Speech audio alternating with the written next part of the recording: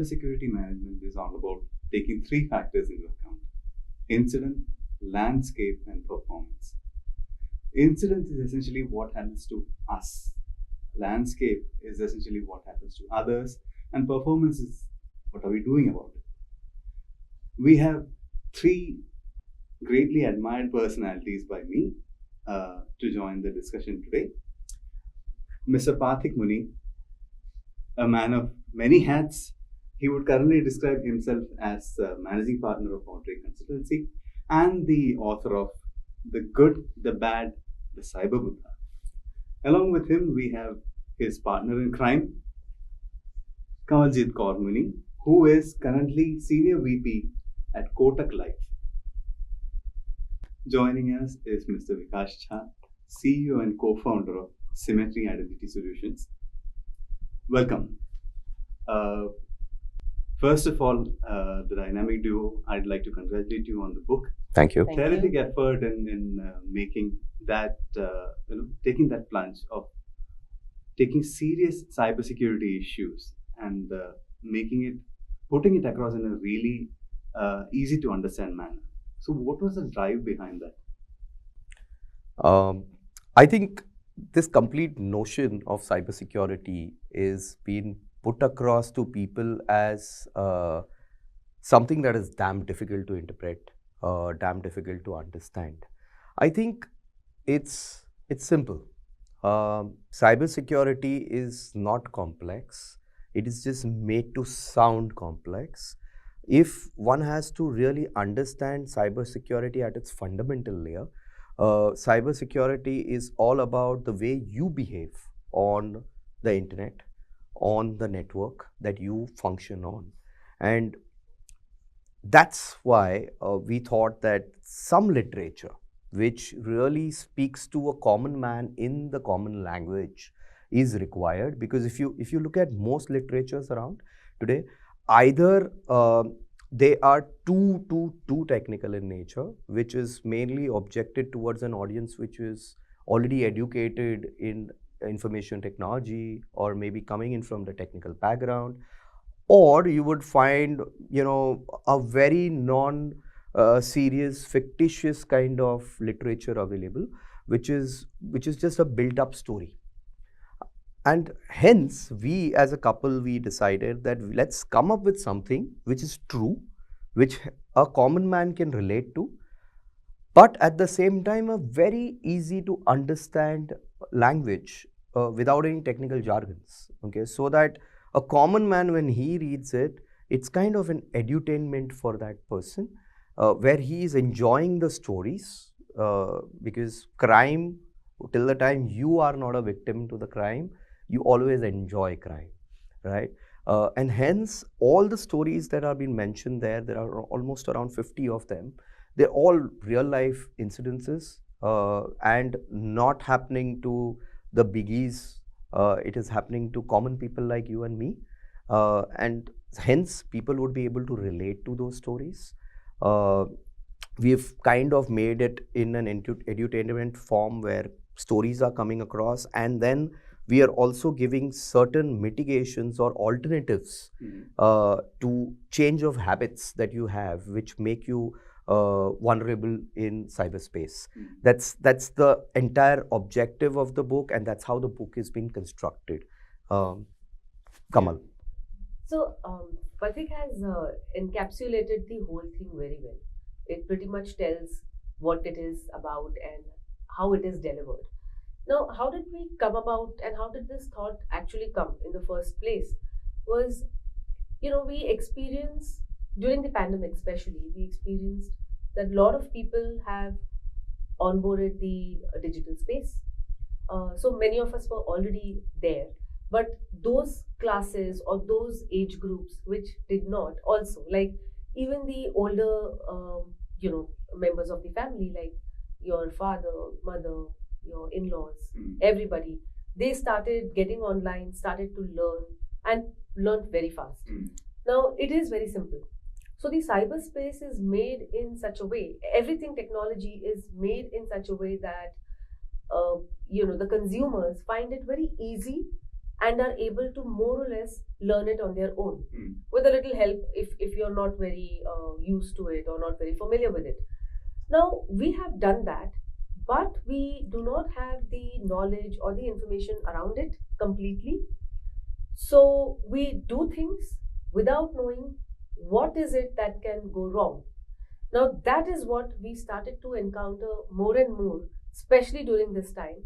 Like, he's a cyber lawyer, and he started meeting and getting a lot of such instances, a lot of such clients who were a victim.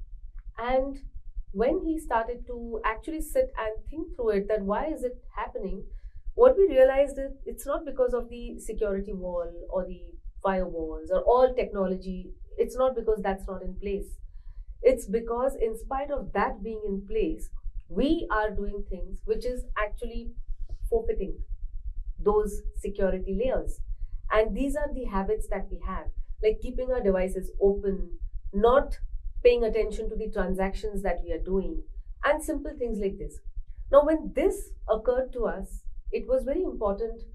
We felt that we should be sharing this back with everybody, and we did start to talk about it amongst our friends and educating our parents and also our children. Now, it's difficult for children to understand what we are saying, but parents did understand. But that was one particular instance that we spoke about. But there are so many such things. Now, that had to come out in some manner for everybody. And that's where we thought that we should put something in literature. It should be in such a manner that is simple for people to understand. And we thought about, the book went through 2-3 versions. So we literally wrote it 2 to 3 times, because when we wrote it for the first time, it was very, very technical. And when we sat to read it back, it did sound a little dry. And then we brainstormed, and we've put it into a story format. So basically, the point that I'm trying to drive is that information is very important. Cyberspace is something that we cannot do without today. But knowing the pros and the cons is very important, so that we are able to do things with complete consciousness of what needs to be done, what shouldn't be done, and who is it who's conning us, who is genuine. That basic layer of identification, or that skill, or that knack of identification needs to be there with everybody. Mm. And that's where I think that's the whole space. With so many things happening around us in technology, we talk about big things like metaverse, with Internet of Things, and so many such things. These basic things, I think, is not addressed properly yet, and that's the whole essence of this book, and that's the space that we are into. Right. I mean, while considering that it's an effective technique when it comes to consumers and technology, you come from a corporate world. Yes. Do you think that approach works while explaining complex cyber situations to, say, a board of directors who doesn't speak tech? Would you feel that it'll be a little dumping down of the issue? So if you even look at big orators, Hmm. or you go through any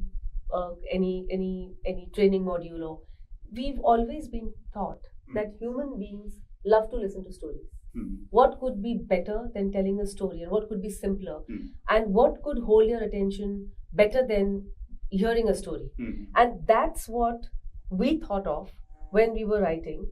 So we thought that these are all important, critical issues and points that needs to be spoken about, to be educated. Kamal, that was an excellent way of putting across complex cyber situations in a consumer perspective. But what when it comes to a corporate setup, when you are explaining complex cyber situations to a board of directors, for instance, who doesn't speak tech? Do you think that it will be kind of a dumbing down of a complex issue when you approach a storytelling approach to explaining things? So I have been into the corporate sector for a long time now, and one thing that I've learned over this period of so many years of experience is that everything has to be customer centric, user friendly, and so simple that anybody who picks it up should be able to understand. Now, when we talk about cyber, the topic sounds complex as on today. I'm sure there'll be a time when people will not find it so complex, but as on today, the moment you speak about it, too many, it is dry or complex and not for me. So when you have to communicate something on a topic like this, the best thing which has always worked is storytelling. We look at all great orators. If you see what holds the audience's attention is the way it is narrated. And narration in a form of a story always grabs attention. So the key here is to make it simple, but not to let go of the important points that needs to be discussed or that needs to be told. So I think that's the approach that needs to be taken, is what I feel today is the best approach. Maybe over a period of time we may evolve and there might be better ways of communicating, but I think today this works very well to whatever category of people, whatever class of people, however well versed they are or they are not. If you're able to narrate something simply but be able to communicate the important aspects, I think you're home. Okay. And I'd like to know- if I may add something here, if you look at most executive training programs, when you talk about training CEOs or CXO level people, if you kind of participate in such programs, you would see that the trainers generally use the theory of stories, okay, because that registers well with anybody. Like we all, when we were little kids, we've gone through the story of Ramayana and stories of Mahabharata and such stories, right? What stays back with us is, you may not completely remember Ramayana as a story, but what has stayed back with you is the values that you learned from Ramayana, right? That stayed back with you because that is what has been inculcated into you through stories as a person, as a human being. And hence storytelling is a very powerful mode of communication, right? So any CXO, it may be a board of directors or it may be at the executive board, they all understand and like something which has a context, and stories always have a context, right? And once that has been delivered in a style which they understand, I think this complex topic for non-tech people becomes simple to understand. And hence, I think it stays back with them for the decision-making process, and it just makes that decision-making process very simple. Because then they understand the nuances of why and what, and it becomes easy for the InfoSec and the IT teams to really convince, the executive board. I'd like to know Vikash's view on that. Vikash, hearing good things about Symmetry. All the best for your upcoming round of fundraising. Thank you. You have been a cybersecurity executive project manager, and right now you're on the other side of the board. You are the co-founder and promoter of the company. So while you were working as an employee, was it really difficult for you to convince a manager of raising funds for projects that relate to cybersecurity and identity management? Yeah, it's an interesting question actually. So when I was part of job, right? So my job was to bridge the gap between processes and technology, and that's really a big gap.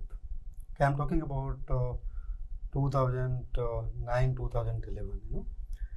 So now, if you'll see that gap, and that gap only is getting jumbled up, and now that creating the issues for a lot of corporate or enterprise.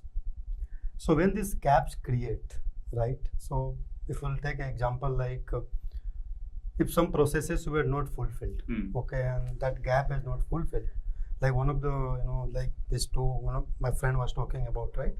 The stories and all, right? So this brings towards that. So if you don't fill the gaps of the processes, then these problems occurs.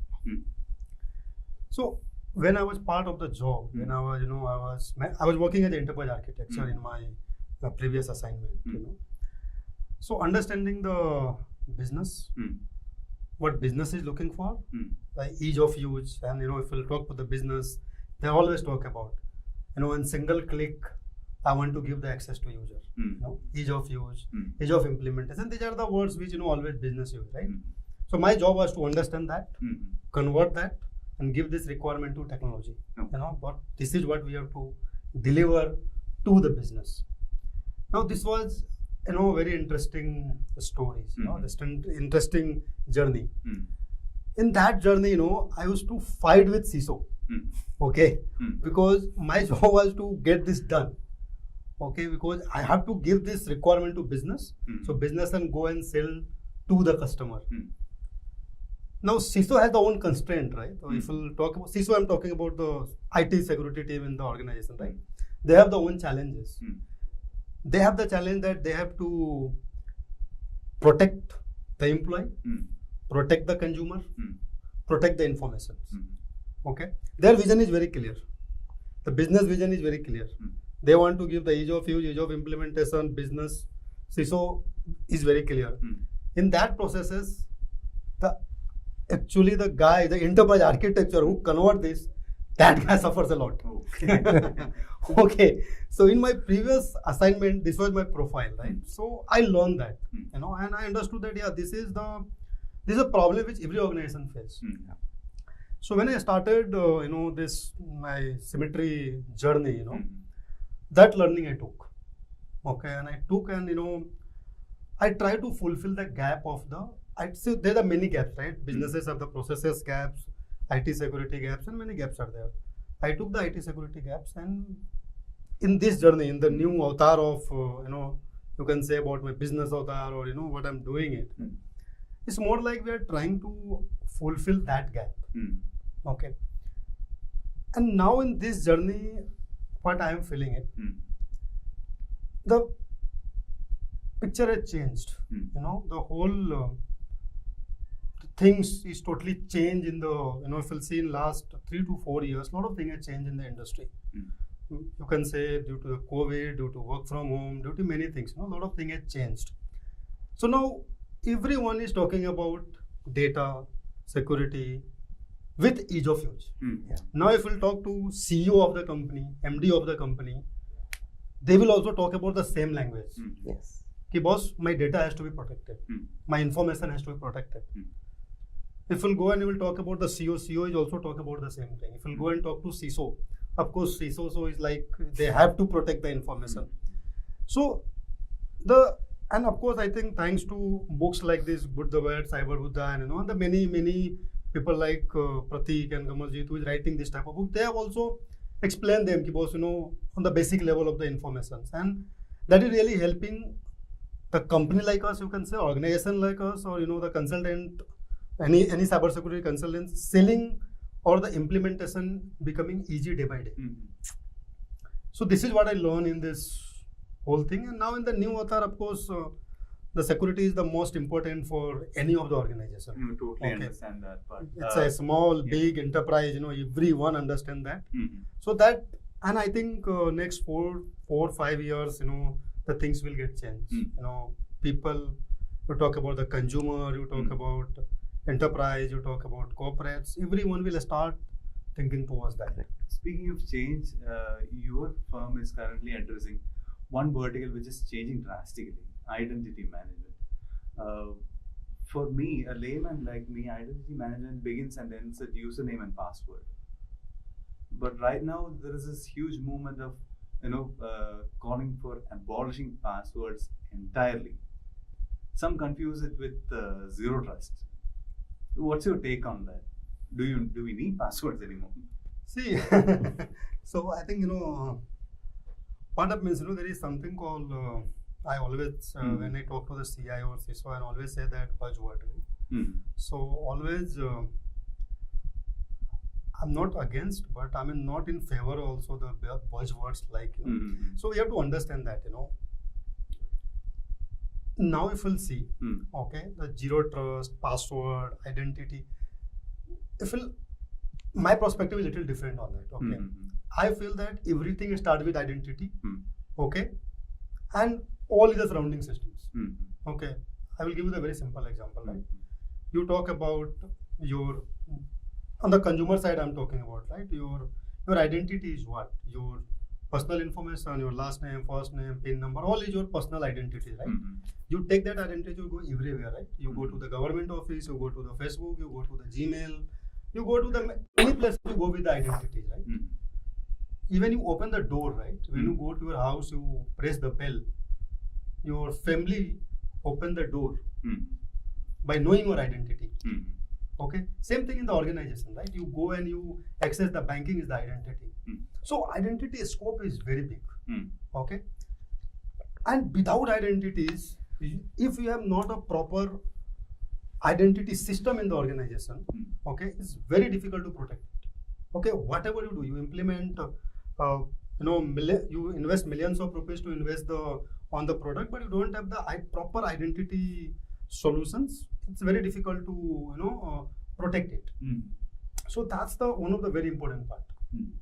And identity solutions, of course, include hardware like fobs, OTP creators, and even your phones, where you have to either scan a QR code or present your face. But device hygiene is a very serious issue currently, because we, and including me myself, we use our office devices for our personal applications as well. And you being parents, you would definitely know how children use your personal devices for their access. So is device hygiene a solution for limiting the landscape of cybersecurity threats? I think yes. I think devices these days, there was a point in time when we were very limited to our devices. So each house would have one computer, right? Today, if you look at devices, everybody has a smartphone, which is in most cases more powerful than the laptop that you use. Everybody has their own computer, a laptop or a desktop.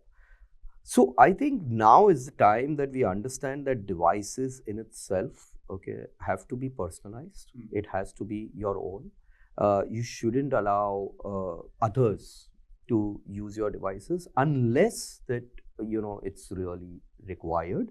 And if you are even allowing someone to really use your device, like today I have to decide, or the day my son, who's 10-year-old, has to use my phone, I change my profile and I've created a profile for him on my phone. So I don't allow him access to my profile, right? And not that I want to hide something from him. It is more like my profile is mine, and that's something that is private to me, okay, and I want to keep it private to me, okay. What also happens is on your device, it becomes a compartment. Each profile has its own compartment. So my son does not have access to applications that I use. He may download games on his set of profile, okay, which is for me is very easy to go back and check, okay, which are the ones that he's downloaded. Maybe some unwanted ones I can just delete. Lot of things that becomes way easy to manage if I have to really allow people to access my device. And the only people that I allow access, even when I have another profile for them or a guest profile, are the people that I absolutely trust. I do not let anybody else touch my laptop or my mobile. It's just a no for me, absolutely, because that's my private thing and I would like to keep it private. As simple as that. Kamalji, device hygiene is even more important when it comes to banking and insurance services. Like, it's been ages since I went to a bank to fill a challan and get my money. Yes. I've been using ATMs, I've been using my app. So device hygiene, how do you inform your customers about device hygiene without being too preachy or teachy or dry about it? Today when I take a chai, which is $10, I pay through UPI. So you're right. We have stopped going to the bank, and banking transactions are no more a physical transactions. While it is pertaining to your finances, your money, we are absolutely comfortable, and that's been for a while now, doing it online. And we have complete trust that the money will go to the right person in the right account. Now, that's the confidence that we have is because these organizations, the banks and other financial sectors, are very strictly regulated, and the organization themselves also take a lot of care to ensure that no data leakage happen or no untoward incidents happen, and there's a lot that goes into that. Again, in spite of all that, we do see a lot of incidences happening with people where they've lost a lot of money. Now, do you think this is because of the security layer missing or the technology being substandard? I don't think so. I think this is mainly, and if you really go into the depth of it, or if you just read about what goes wrong, you see that the user is the one who has faltered here. So, if I have to really clarify, or just go a little bit into deeper into this, when we went physically into the banks, I remember doing that when I was very young, going with my father, or some transaction in the initial days, doing myself. We took the challan, the slip, we wrote, we double checked, we wrote in words, we wrote in numbers, checked, wrote behind, and then finally submitted, right? But today, if I have to do a online transaction, I just do it. Now, I think our brains have also tuned to working fast, because with the moment you say it is cyber or websites or something online, things happen really fast. It happens in a jiffy. True. And our brains are tuned to that. So today, if I'm downloading something and if it's taking time, I just stop it. I come out of the window. If a video is buffering, I stop looking. I don't have the patience to actually wait, and I think that's what technology offers. But with your financial transactions, I think we have to change this habit. Here, we need to take a pause, think, ascertain, and then complete the transaction. So, if somebody is, say, for example, messaging you, say a friend, that please transfer so much money to my account, what we do is we just pick it up, read it, and ha, le mera dost hai, just do the transaction, right? But why not just make a call to the person saying that I've got this from you, it's you really, right? I mean, just ascertaining that this is the person who's asking for it, or not just scanning the moment somebody said scan to get money. So these actions, when we do financial transactions online, I think needs to be thought through and done with a little thinking and patience, by taking a pause and then doing the transactions. I think these things will, to a very large extent, make sure that we are not falling a prey to these cyber incidences that happens very often and very, very common these days. Because let's not forget that people who are involved into cyber crime are intelligent people. They are not in your physically in your vicinity, right? They could be anywhere in the world. Intelligent, educated, knowledgeable, they know technology very well. So even if something is being talked about, they are already on it, trying to figure out how to con people. So they are ahead of us. And we may get used to one kind of frauds that's happening, but there's another one that you will not even think about, and you will go wrong there. So being alert and being cautious is the key to ensuring that you are financially safe too in the cyber world. Rather, just to add to her point, I think doing a digital transaction, you need to build a good habit about it. The problem is, like she said, we want it very fast. I don't know why, but I really fail to understand, because on an everyday basis, as a cyber lawyer, I keep getting this, mera itna paisa chala gaya, utna paisa chala gaya. People lose money.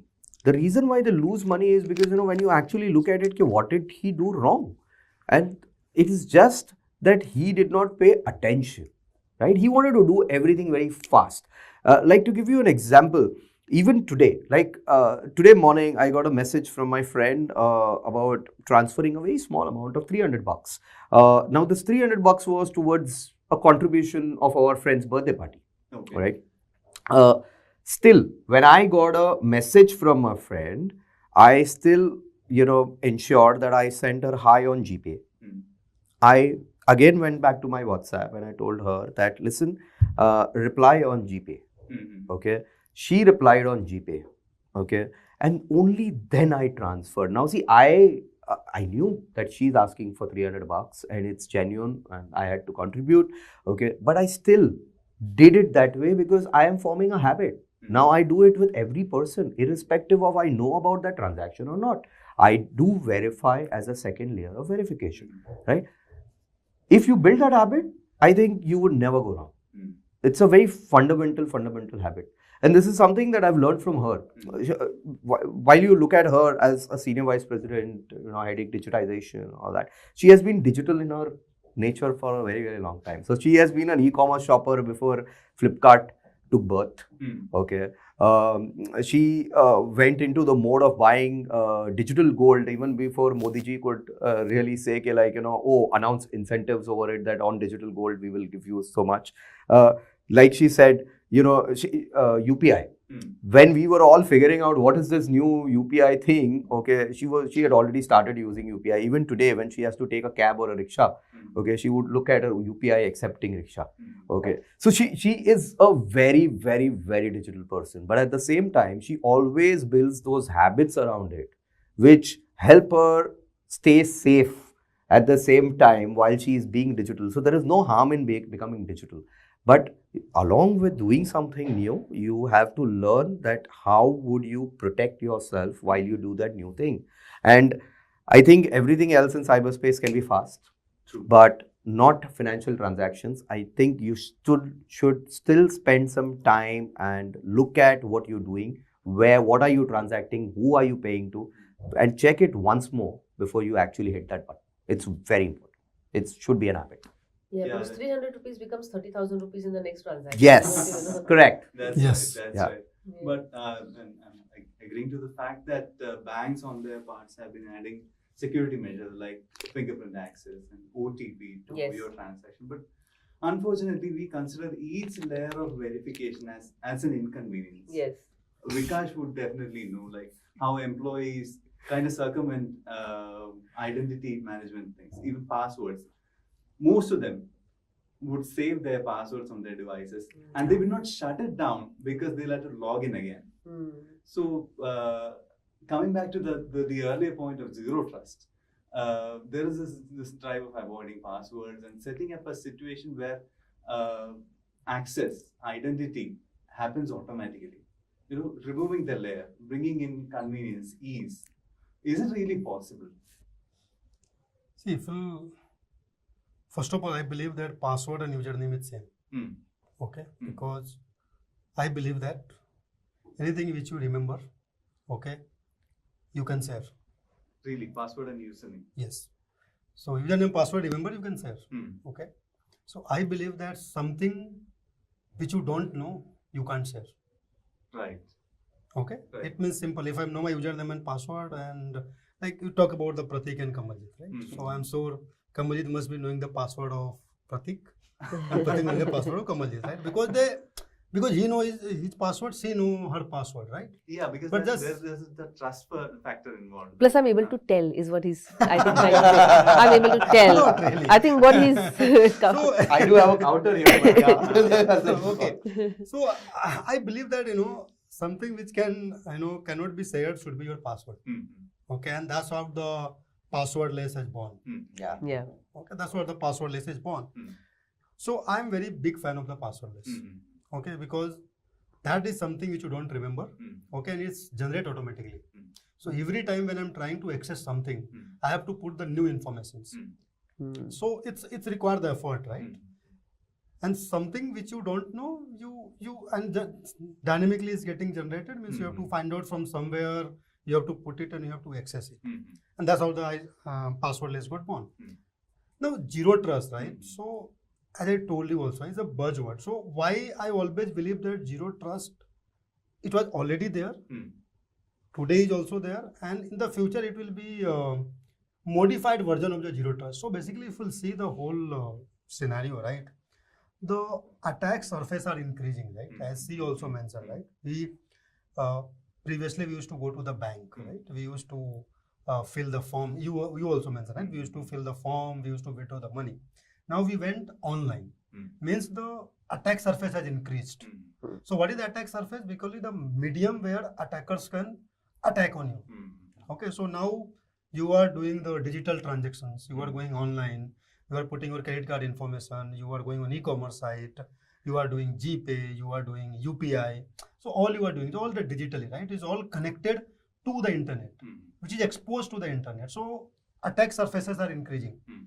So what zero trust talk about, that any resources which you want, I will not trust you. So it's a very simple example, right? You will come to me, you will ask me the username and password. I will not give you because I don't trust you. Okay. Now these two people trust each other, so they share the username and password. So they are already the zero trust game, right?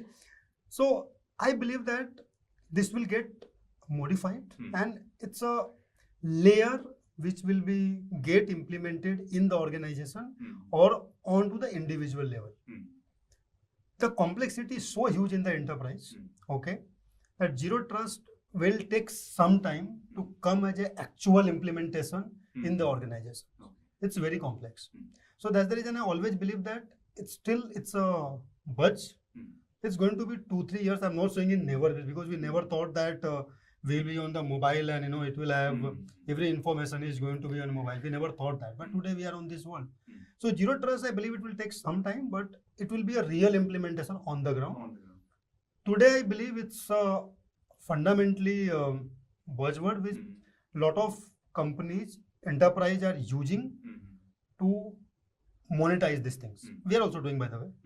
Okay, so it's a world which will take some time to stabilize, and that's what the whole thing will move on. Like, and one of the things which we are asking, right, for device, FOBs and all, right? So that is all will come on part of zero trust. So when you are going anywhere, the first you have to verify yourself. You have to revalidate yourself. Like if I'll give you the simple example, right? How the zero trust will work, right? So if you are going to a house and you are pressing the bell, your wife will ask you, you are the Mr. Chandu or you are not Mr. Chandu. Please validate yourself. So if you validate, you are allowed to enter in the house. If you are not validate, you will be kept outside the house. So that's what zero trust is. And I also think that it will just evolve, right? Yeah. Very recently, our aviation minister launched this thing at the airports now, that you would be able to walk through security, immigration, because basis your facial recognition, it would auto search the database, and it would allow you to go or hold you back, right? I think it's an evolution, and we will evolve. Like Vikas said, that it's about time. It will take some time for people to accept it. However, we would reach there. That's for sure. And till the time we actually reach there, one has to understand that some people, life is about trust. You can't be not trusting people at all, right? So you will have to share with certain people, but you need to know who you trust, right? Like in my case, yes, I trust my wife, okay, but unfortunately we don't share passwords. What we do is, yes, my fingerprint works on her phone, her fingerprint works on my phone. So in case in an event that something happens to me, and things can go wrong, right? And the phone is really capable, or I use my phone for a lot of things that would require her access to my phone when I'm not there. Okay, she would be able to access my phone for sure with her fingerprint. Okay, for sure. Passwords, I think till the time we get there where we actually have that feature of auto validating everything, I think everybody knows what is a complex password, okay, and it is good to have a complex password, but unfortunately most people that you see around in our organization, they would not have complex passwords because it's difficult to remember. It's complex, right? There are mechanisms to really make it simple, okay, while it is still complex, okay. It follows the rules of a complex password, but it is very simple for you, okay.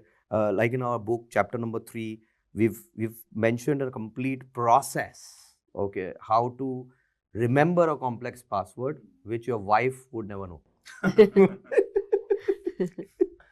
Yeah, that's really great. And I would like to point to Pratik, right? So that's, I always say, the context based, right?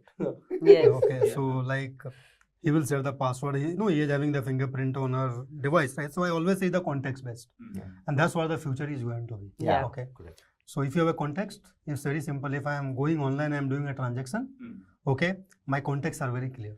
Yeah. So bank will understand my contexts are clear. I am coming from a trusted sources, and my all identity are validated. You are allowed to do that. Correct.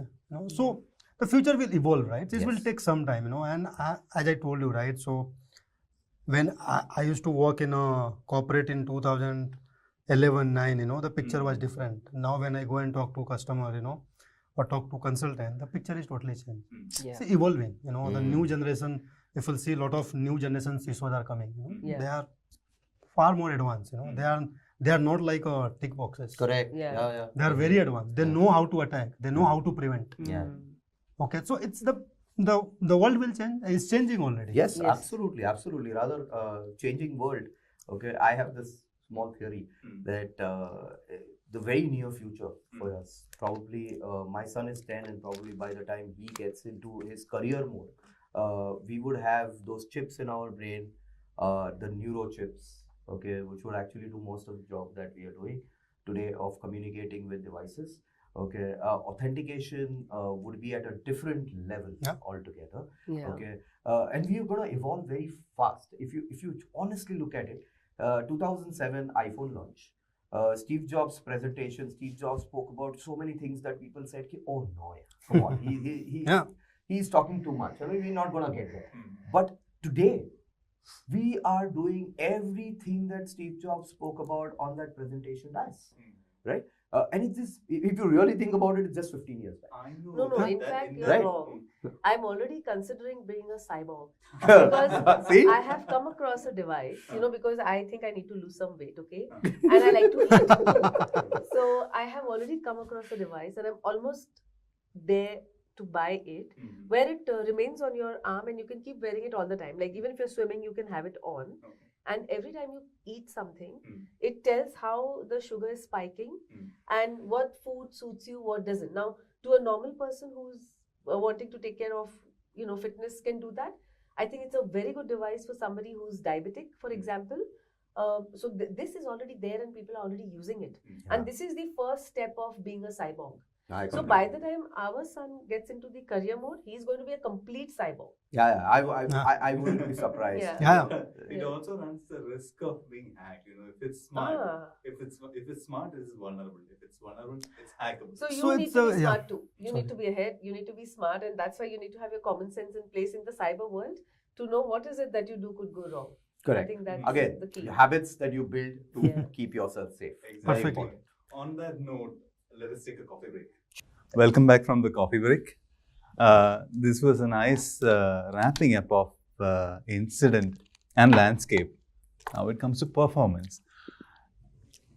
Your book has a very concise way of putting across possible threats and how to manage it.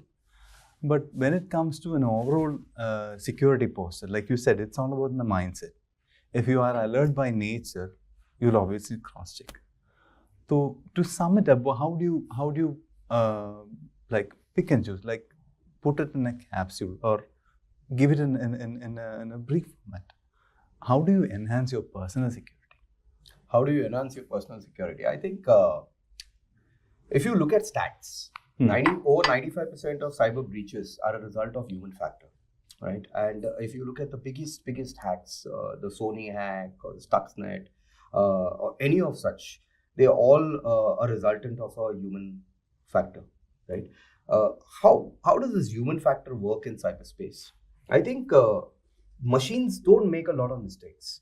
Machines are still at a stage where they follow the commands that we give or they are programmed for. What goes wrong is the humans, which are non-programmable, right?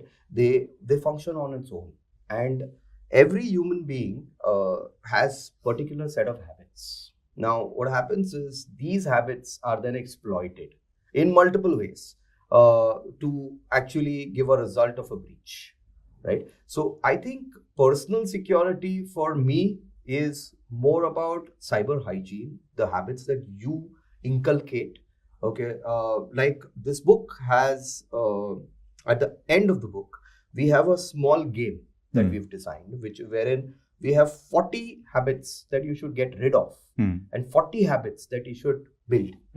Now, if you're able to do this 40-40, I am pretty confident by my experience as a cyber expert and a cyber lawyer that you should be safe in cyberspace by 98%. Okay.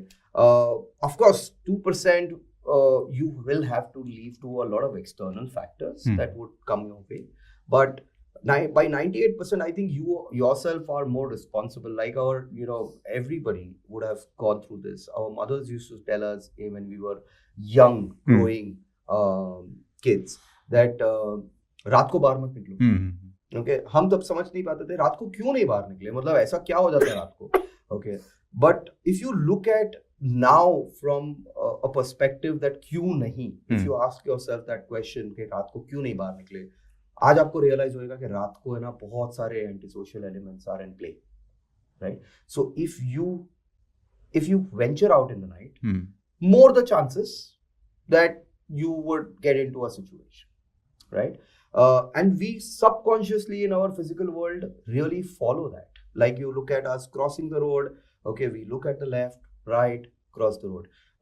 When we are walking through in the night at 2 a.m. or something, even in your own city, you would want to take the main streets rather than the dark lanes, right? These are your subconscious habits that you've built in physical life. You need to build these habits in digital life as well. And when you build these habits, they will happen subconsciously and your personal security will come into play by default, right? But the problem is you want to rate convenience, okay, over your security, and when you have this convenience factor which goes up, your security factor comes down, right? So it's very important, take your convenience at play, but do not ignore the security aspects of your actions. So just to add a little more to it, while we have been saying that individuals play a very important role in their own security, there are certain things that we should take care also on our own. Like for example, we should start treating our phones as a computer. It is doing everything that your computer does, and today I think we do everything on the phone more than on the computer, right? And hence, even if it's a very good device like a Apple, which is supposed to be very secure, make sure that you're downloading some antivirus onto that also. It's important because that's where you're doing all your financial transactions. That's where you're accessing all the social media handles, and it has the capability of leaking your personal information, photographs, passwords that you may have stored into some locker, digital locker, etc. So I think these things also are to be given utmost importance, and that should not be ignored. Like in a corporate perspective, however, you deal with the executive side. When you beef up security, it requires a hell of a lot of sanctions. Plus, funds are in question. Yes. How does the CISO board equation on that part play up? Like when you obviously initiate a demand for funds, boards will definitely put up at least a little sort of defense or even a question on karoge kya isse? Yeah, I think that landscape is now rapidly changing because the importance of data and private data, personal data, not just of the organization and the employees, but also of the customers whose information you house. Right? Today, a financial sector houses a lot of customer information, and you actually are the custodian of the consumer's money, and that has to be safeguarded. Now, I think that landscape is changing, and as far as I know, all the the larger companies, medium to large companies are giving a lot of focus, and I think that barrier is now overcome. We also have a data protection bill which has just been, it's been spoken about, and it's just a year and a half away that it will get implemented. Now, with all this, the importance to having the funding, the required funding for such security is, I think that's not going to be a challenge, or almost not a challenge in today's time, unless it's a very small organization which is still not recognizing the importance of it, I don't think that's a problem. And hence, even when we are downloading things, so that brings me to the point that when we are also downloading things from the apps, always make sure that the app is not very new. It has been there for a while. Now that gives the credibility to the app also, and ensures that your data is protected and it's not leaked. Secondly, when you're giving permissions on the phones, make sure that you're reading what permissions you're giving, because it's you who's giving permission to let your data out. So I think yes, there are these aspects, but from an organizational point of view, and the the digital landscape on the whole across the world is now shaping up into more. It's taking a concrete shape, right? And hence the importance is given, and people are forced to recognize even if they're not able to understand.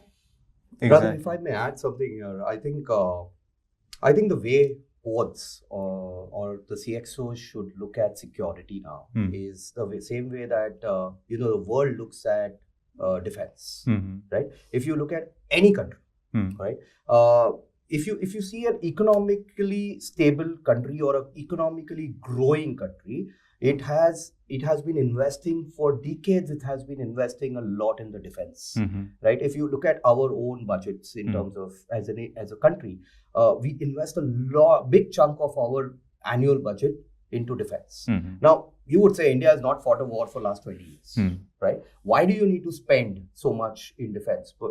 But the reason being, if your defense forces are strong, if you have made that defense force strong, I think you make an ecosystem in your country so well that it is law and order is in place. It just allows business to flourish. And that's how your revenues would grow, like an economy would grow. So it's very essential that your defenses are being invested into, because if you are a weak entity, so to say, and you're not investing enough in your security, then your growth is going to be limited, because you're going to be vulnerable to a lot of things. And one incident, customers, your stakeholders are going to lose confidence on you. Okay, and hence it is extremely important for the CXOs of today's time to realize that data is important. It's the future. It's the currency.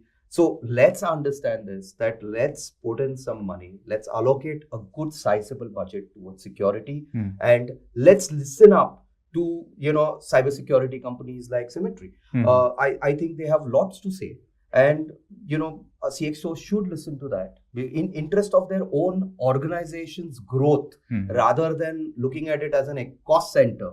It is actually something that you should invest in as long-term asset. If you are strong, you would be capable to take up any fight. If you are weak, I think you will go down any day.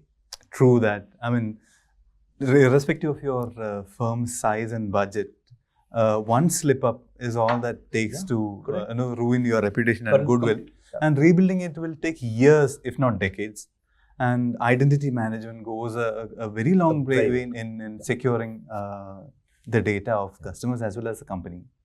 So, Vikash, what are the three or the minimum points of, how shall I say, crucial points of identity management that a company must follow? What should they have in focus when they have an identity management in plan, so that they can say that we have kept a due diligence practice, we have done our role in protecting their identity, and through that protecting the data of the customers of the company.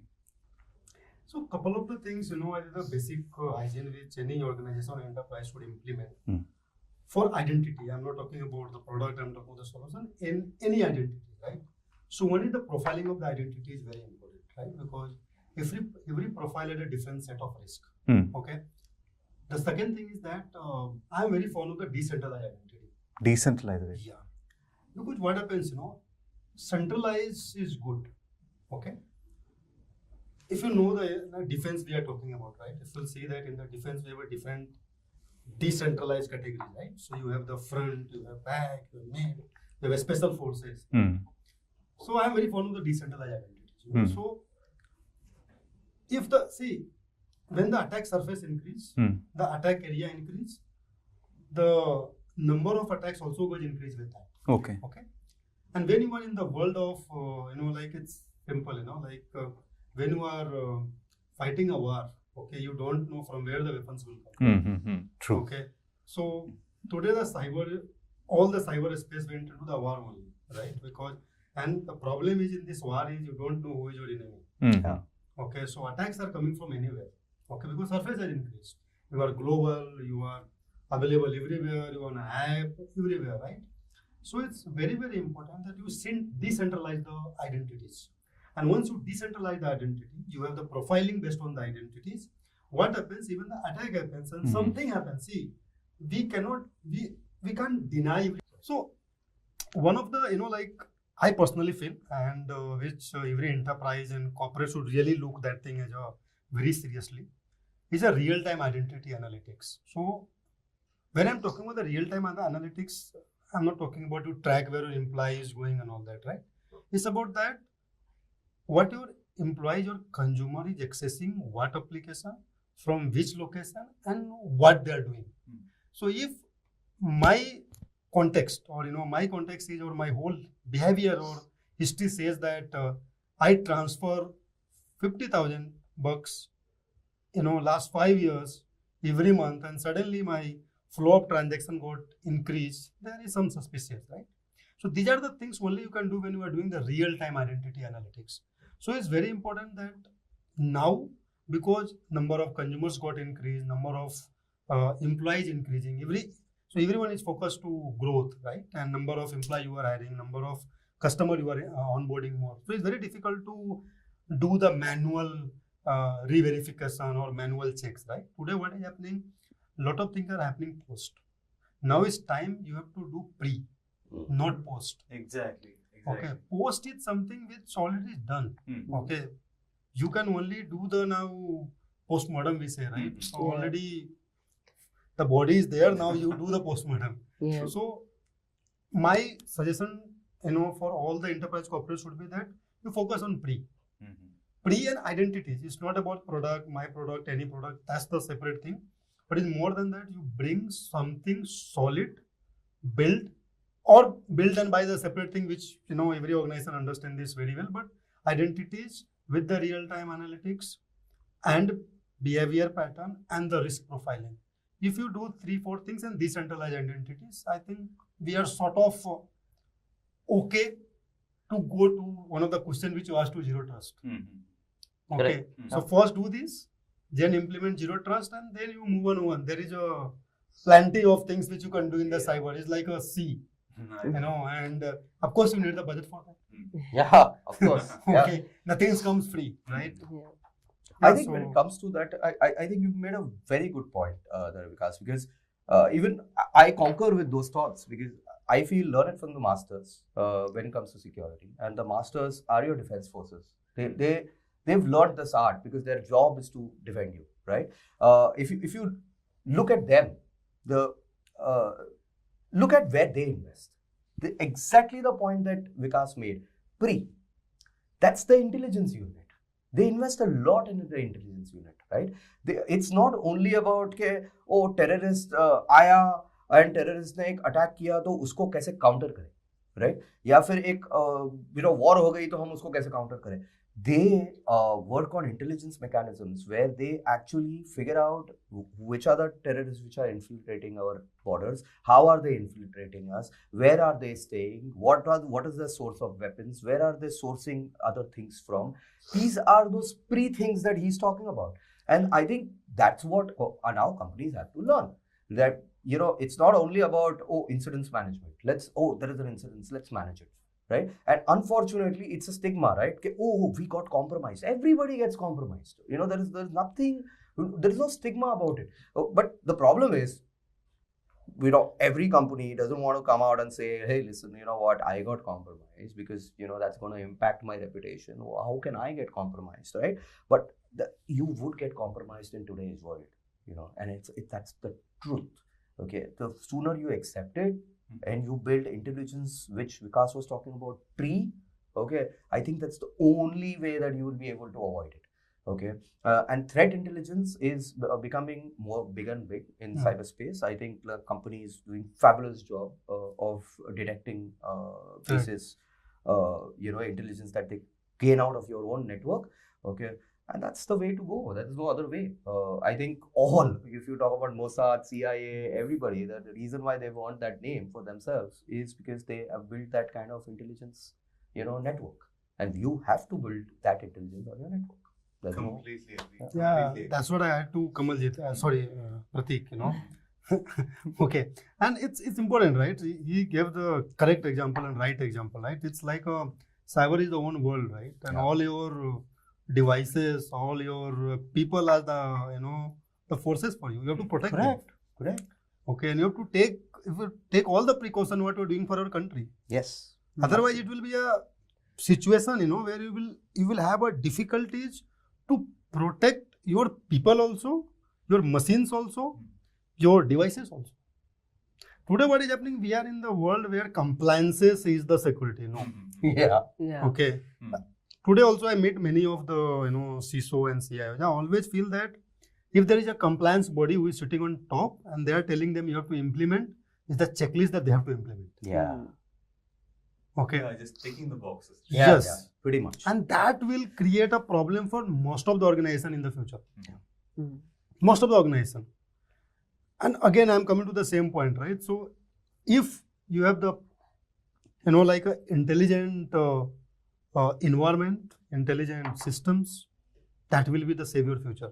And this is no more the buzzword now. Intelligence doesn't mean that you require AI ML. See, every intelligence is not the AI or ML. Correct. Yeah. Okay, basic rule is also the intelligence. Yes. Right. So people has the wrong, misinterpretation that someone is talking about intelligence means they have AI ML. AI ML is there. You forget about for some time, but even the basic rule can be the intelligence for you. I know. Those who even speak of AI ML doesn't differentiate between artificial intelligence and machine learning. Yeah. So I think let's not get into that discussion. I think it's the lack of knowledge that we try to correlate intelligence to AI and ML only. Yeah. So the more you understand, you have a deeper understanding, you really know that it's not just there, but there are a lot of other avenues that also contributes towards intelligence. So Correct. And I think intelligence has to be built at multi-layers, like our defense forces built. Police has intelligence, their own intelligence, defense.